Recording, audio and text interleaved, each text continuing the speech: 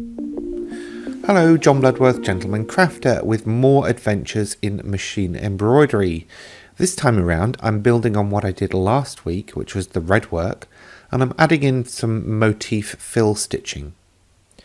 So I've set my canvas up and I am just basically turning off the closest join, setting the positioning to manual and importing the artwork that I will be digitizing.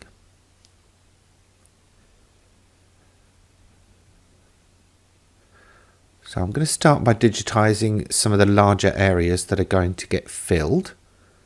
And for this, I will use the Digitize Closed Shape tool. I'll set it to fill and choose the motif stitch. I'll come back and choose the actual motif later. I'm assigning a color, and then I'll begin by just left clicking.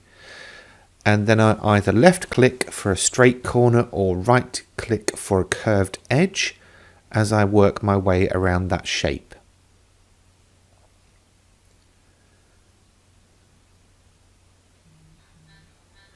It's quite quick when you're working around shapes like this, as it's fairly obvious what corner style to choose.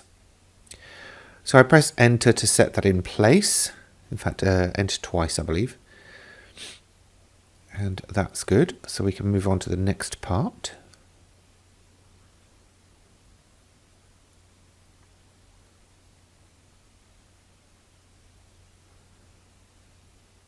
For the next part, I'll do this large leaf area. Again, it's a closed shape, so I'm just digitizing that with a basic outline.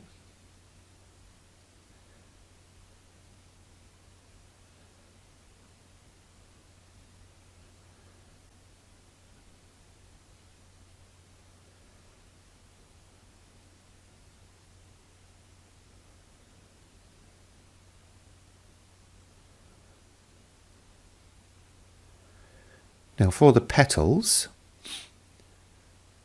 what I think I would do, in fact what I did do, is digitize a closed shape, and I actually went wrong while I was doing this, hence the transition fade.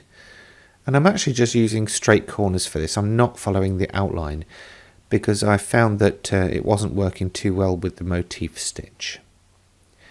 Now because they're flowers around a central circle, petals around a central circle, I can use the layouts tool to mirror and copy those. So I only have to digitize the one. And then I will digitize a circle in the center of that. So I just set the center, drag out to where I want it to be and press enter twice. Now I wanted to remove some of the detail from the petals by using the remove overlaps tool, but as you can see it was grayed out, and that's because I didn't have a solid fill.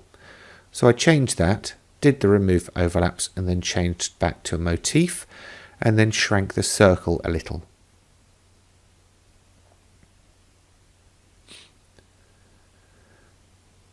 Now for some of the line work, I am going to use the freehand open shape. And this is basically where you left click and then hold that mouse button down while you drag the stitches along the line. I'm not too worried about the sequence or the order because I will be dealing with that when I come to the redwork option later. What I will do as I'm working though is use the reshape tool to try and get them to fit to the line slightly better than if they are just left as they come out of the stitch tool.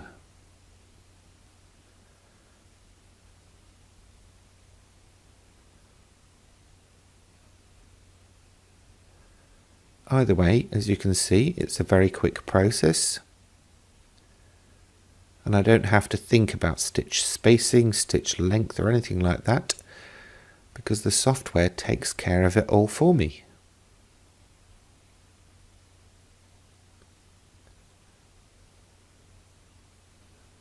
And now for the spiral. Again, a freehand open shape.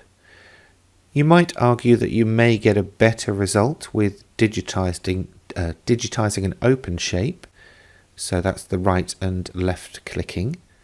But actually I found this to be just as quick and just as accurate because I could just go back in with the reshape tool after I'd traced out the design.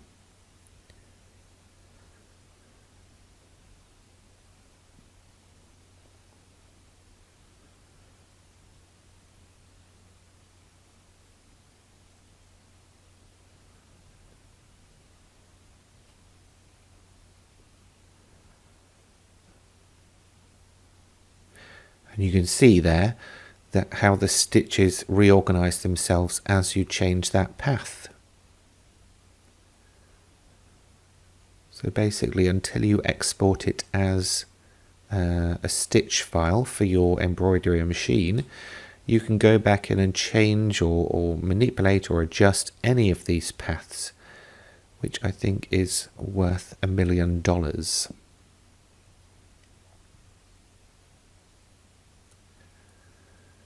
Now for the larger paths, I did choose the digitized open shape. And that's because obviously I would be jumping around different areas of the screen. So I'm basically plotting along that line using mostly the right click because it's mostly a curved line. I'm just following that all the way up, almost to the tip of that large leaf. And then one more section to do, and that will be all of the digitizing done, really, as in plotting out where the stitches are going to go. My next jobs are basically making sure the sequencing is right, adding the redwork effects, and a few other jobs. So you can see how quickly this comes together.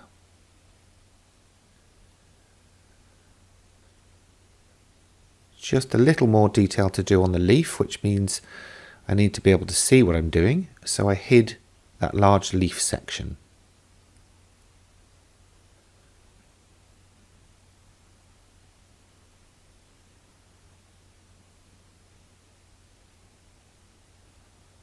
And now I can unhide it and see what's going on.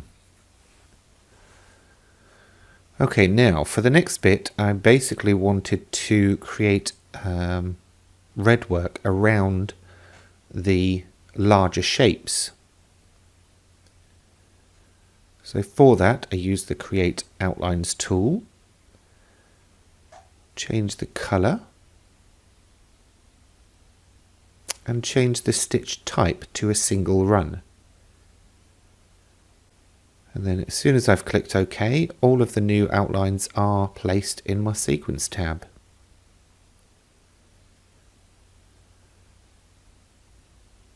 Now I wanted to be able to see those, so I hid all of the fill shapes, or the filled shapes, selected everything that was left,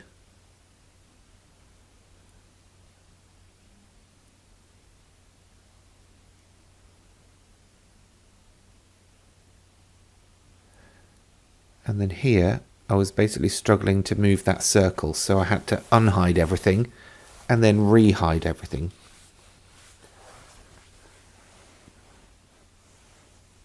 I also locked the fill shapes so that they wouldn't have the next stage applied to them. So after selecting whatever was left, I used the redwork option to basically apply the double stitching and reorganize everything and branch it properly. That's now organized that into one shape on my Sequence tab. Then I can unlock and unhide everything else so that we can see it there. Now it was time to choose the motifs, and I did spend rather a lot of time working through all the different motifs, the black work, the single motifs, to find various different combinations, because my goal was to have different design in each space. So, as you can see, I've edited that and come up with this design. So, in order for the redwork to be on top to sort of secure everything down, I had to move it to the bottom of the Sequence tab. And then what I wanted to do is try and organize things so that there wouldn't be too many jump stitches.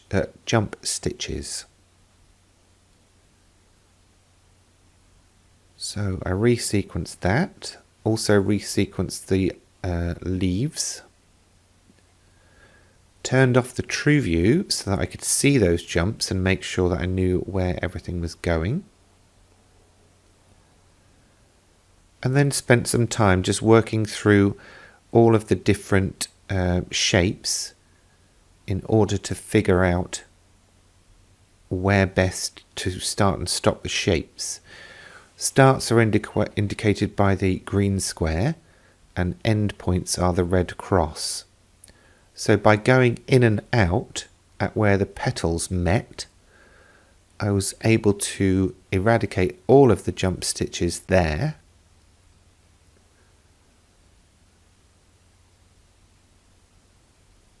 Which made for a lot less cleanup later on.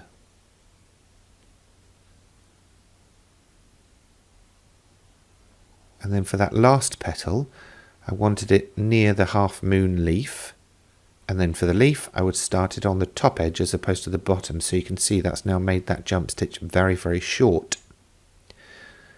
And the jump stitch from leaf to leaf would basically not obstruct anything else. So I just ran that through the stitch player, obviously to make sure that it would stitch out in the sequence I was expecting. But look, it looks fine to me. So the goal here was then to just change it to the colors I wanted, tidy up the sequence tab by getting rid of the image, and of course save the design as an EMB file and export it as a PES file for my cutting machine. There were a few other bits that I've exported that will be included with the download, but here's the results of my experiments for this week. I hope you've enjoyed that video and will join me again next week.